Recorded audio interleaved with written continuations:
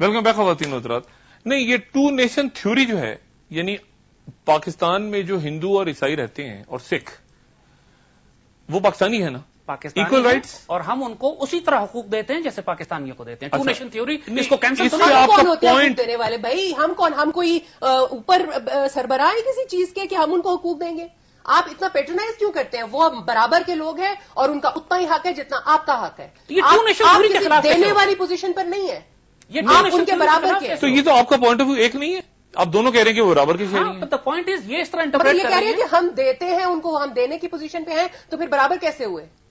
یہ دیکھیں نا، ایک سیکنڈ. دا پوائنٹ از، ان کا آرگومنٹ یہ ہے کہ ٹو نیشن تھیوری ختم ہو چکی ہے، چونکہ یہاں ہندو عیسائی اور سکھ بھی بستے ہیں. ہندو عیسائی اور سکھ تو پاکستان بننے سے پہلے بھی بستے تھے، اور جب پاکستان بن رہا تھا اور ٹو نیشن تھیوری پہ بن رہا تھا، قائد اعظم اور اقبال کے کہنے پہ بن رہا تھا، اور اسلامک ریپبلک آف پاکستان بن رہا تھا، اور ہمارے فاؤنڈنگ فادرز نے آبجیکٹو ریزولوشن پاس کی تھی جس میں لکھا تھا کہ پاکستان جو ہے قرارداد مقاصد کے تحت ایک اسلامی جمہوری ریاست ہوگا، اور آبجیکٹو ریزولوشن میں لکھا ہوا ہے کہ اقلیتوں کو وہی حقوق دیے جائیں گے. مانتی ہیں؟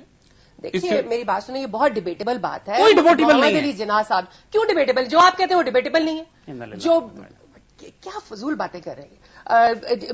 جب جناح صاحب نے 1940 کی آپ قرارداد پڑھی ہے جس کی بنیاد کے اوپر پوری تحریک چلی تھی، اس کے اندر کہاں پہ ٹو نیشن تھیوری کا لفظ ہے؟ اس کے اندر کہاں پہ پاکستان کا لفظ ہے؟ اس کے اندر کہاں لکھا ہوا ہے کہ الگ مملکت کا قیام عمل میں آئے گا؟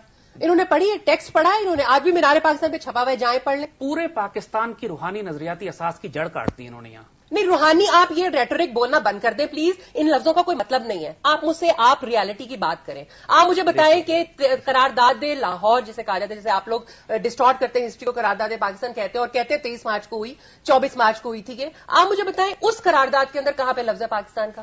اس قرارداد کے اندر پورے جلسے میں نعرے لگے تھے، پاکستان یا شہادت، اور قائد اعظم اور مسلم لیگ نے نعرے لگوائے تھے. قائد اعظم نے اس کی مخالفت کی تھی اور ایسا کوئی خرافات نہیں بولی گئی. کمپلیٹ جھوٹ. یہ جو پاکستان کا مطلب جیسا نعرہ تھا تو 1960 میں آ کے ایجاد ہوا. انا للہ و انا الیہ راجعون. دیکھیے اب پہلی بات آپ اپنے اوپر پڑھتے رہا کریں، اب صرف یہ پوچھ لیجئے، یعنی یہ ہے فرق سارا.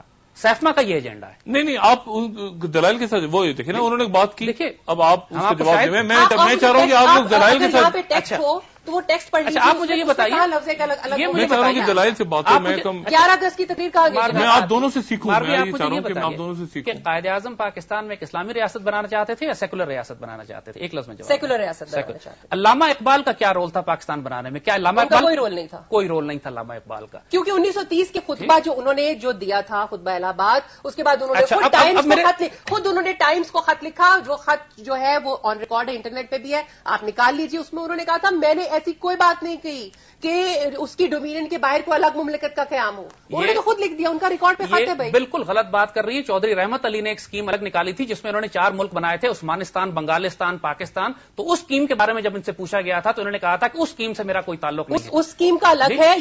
یہ ٹائمز کے اندر انہوں نے اپنے الہ آباد کے خطبے کے بارے میں کہا ہے اور صاف طور پہ لکھا ہے. آپ نے پڑھا ہی نہیں ہوا اس کو. اچھا، دوسری بات، کیا آپ یہ چاہتے ہیں کہ پاکستان اور انڈیا کے درمیان یہ بارڈرز ختم کر دی جائیں اور ہمارے آپس میں، اور آپ یہ سمجھتے ہیں کہ ہندو اور پاکستان ایک ہی قوم ہے، ہندو اور مسلمان ایک ہی قوم ہے؟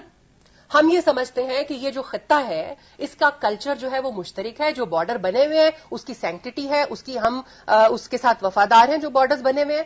لیکن دو ہمسایوں کی طرح، انسانوں کی طرح رہنے میں ہمیں کوئی حرج نہیں ہے. ہم ان کے ساتھ امن اور آشتی کے ساتھ رہ سکتے ہیں. اور اس وقت جو ہمارا بڑا جہاد ہے وہ جہالت اور غربت کے خلاف ہے، جو ہم دونوں ملکوں کا کامن جہاد ہے. کشمیر کے بارے میں کیا رہا ہے آپ کی؟ جو کشمیر میں انڈین آرمی نے پچھلے 10 یا 20 سال میں کے اندر 2 لاکھ مسلمانوں کو شہید کیا، عورتوں کو ریپ کیا اور وہاں کسی کو جانے نہیں دیتے، تو وہاں پر مجھے ان عورتوں کا زیادہ خیال ہے جو میرے ملک میں ریپ کیے جاتے ہیں.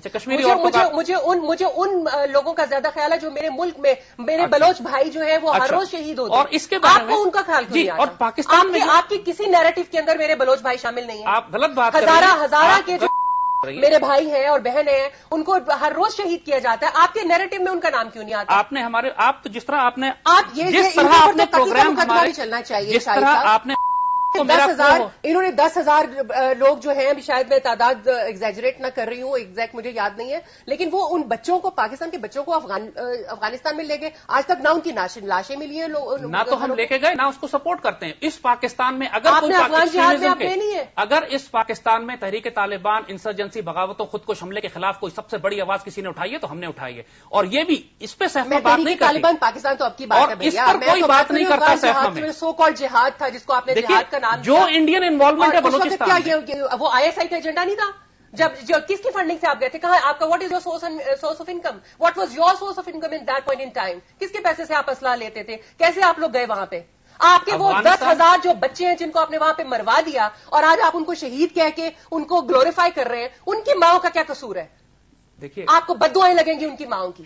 دس is where the issue is. ہم افغانستان جہاد کو مسلم دنیا کی سب سے بڑی ریزسٹنس موومنٹ کہتے ہیں، جس کے نتیجے میں ہم نے سینٹرل ایشیا کو آزاد کرایا، روس کو توڑ کر الگ کیا اور پاکستان کا نارتھ ویسٹرن بارڈر سیکیور توڑ کر الگ کیا. وہ امریکہ کے ڈالر نہ آتے تو یہ کچھ بھی نہیں کر سکتے تھے. اچھا، اب امریکہ کے ڈالر اور وہ پیٹرو ڈالر جو سعودیہ سے آ رہے تھے، چھوٹا سا بریک لیں، یہ باتھ روم نہیں جا سکتے تھے ان کے. بریک کے بعد ہم واپس آتے ہیں اور ذرا تھوڑا سا کوشش کرتے ہیں کہ اس کو سم اپ کریں فائنل ایشو میں، تاکہ کسی نقطے پہ ہم، یعنی میں تو مزید کنفیوز ہو گیا ہوں، تو چونکہ ناظرین بھی کنفیوز ہو گئے ہوں گے، بالکل کسی نقطے پہ ہم کوشش کرتے ہیں کہ اس کو ہم ایک ہو جائیں کسی ایک پوائنٹ پہ، یا ہم ایک ہو ہی نہیں سکتے. یہی بحث ایسی چلتی رہے گی، ہم لڑتے رہیں گے آپس میں، کیونکہ امریکہ میں بھی ڈیبیٹس ہوتی ہیں، انڈیا میں بھی ہوتی ہیں، دنیا کے ہر ملک میں ہوتی ہیں. دیکھیے ڈیبیٹ ہوتی ہے دو نظریات کے درمیان، نفرت اور آؤٹ رائٹ اسٹوپیڈیٹی کے ساتھ کوئی بحث. اچھا، میں ایک وقفے کے بعد خواتین حضرات دوبارہ ضرورت ہے.